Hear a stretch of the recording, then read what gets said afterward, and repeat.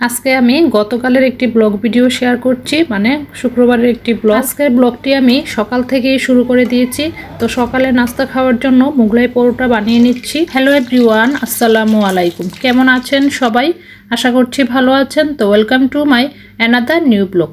তো ব্যস্ততার জন্য লং ভিডিও আপলোড দিতে পারছি না। আসলে লং ভিডিও এডিট করতে একটু সময় বেশি লাগে, তো যার কারণে আর এডিটও করতে পারছি না আর আপলোডও দিতে পারছি না। আসলে ফোনের গ্যালারিতে অনেক ভিডিও জমে আছে, স্টোরেজও ফুল হয়ে গেছে। তো এখন ভাবলাম যে কিছু কিছু ভিডিও এডিট করে আপলোড দিয়ে দিই। রাইসার বাবা সকালে নাস্তা খাওয়া দাওয়া করে বাইরে চলে গিয়েছে, যেহেতু শুক্রবার বাজার সদাই করতে হবে। আর আজকে দুপুরবেলা আমার রান্না বাড়া নেই, আমাদের এক জায়গায় দাওয়াত আছে, আমাদের এক আত্মীয়র বাসায়।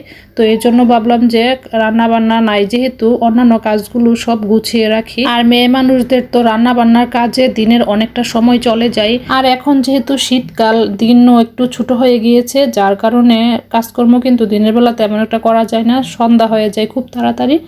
তো এই তো বাজার সদাই সব কিছু গুছিয়ে নিচ্ছি। মাছ নিয়ে এসেছিল, কেটে নিয়ে এসছে। তো এক পদের মাছ আমার বাসায় কাটতে হয়েছে, আর মুরগিগুলো কেটে নিয়েছি। আর এই মাছ মাংস এনে তারপরে আবার চলে গিয়েছিল সবজির বাজারে। তো এই তো এক সপ্তাহের জন্য সবজি নিয়ে এসছে।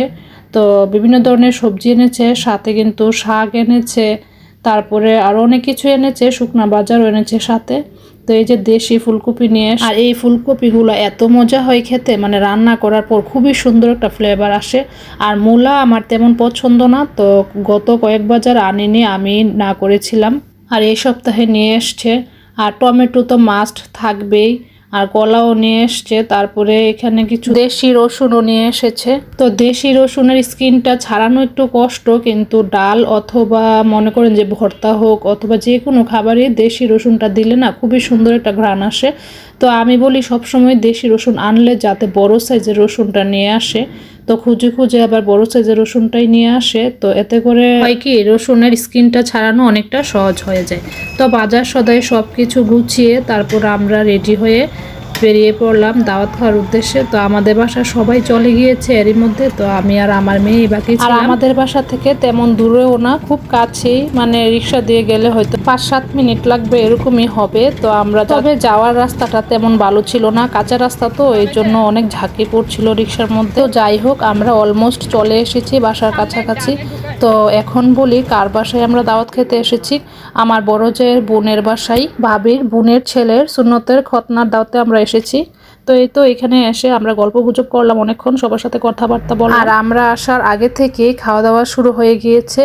তো এখন আমরা বসে পড়েছি। তো যেহেতু অপরিচিত জায়গা, এজন্য আর কোনো ভিডিও ক্লিপ নেইনি আগে। তাছাড়া সবাই তো ক্যামেরা ফ্রেন্ডলি না, যার কারণে আমি কোনো ভিডিও ক্লিপ নেইনি। এবার আমরা খাওয়া দাওয়া করব।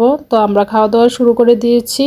আসলে আমি ভিডিও করলে সবাইকে আগে জিজ্ঞেস করে নিই, যদি ক্যামেরা ফ্রেন্ডলি হয় তাদেরকে আমি ভিডিও করি। সত্যি বলতে আজকের প্রত্যেকটা খাবারই খুবই মজা ছিল। এগুলো আমার জা এবং জায়ের বোনেরা মিলে রান্নাবান্না করেছে।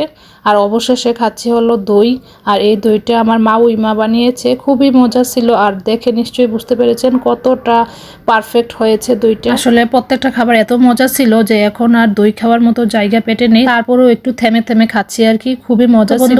আজকের ব্লগটি আর বড় করব না, কেমন লেগেছে কমেন্ট করে জানাতে ভুলবেন না কিন্তু।